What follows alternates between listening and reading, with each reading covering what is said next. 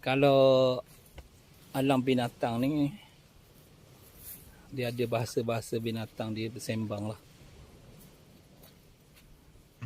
Binatang dipaham binatang. Orang pun kena belajar faham binatang. Dia punya gerakan dia, telinga dia, kepala dia, kaki dia, macam-macam. Nafas dia, macam tu. Di pantai yang indah, ada tempat untuk archery, pokok-pokok oro.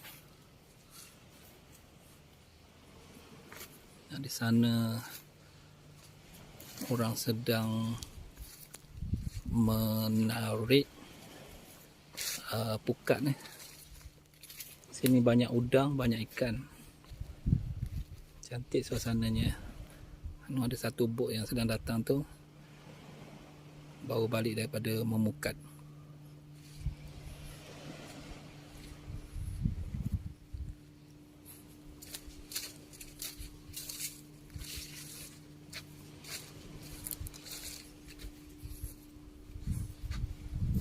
Okay.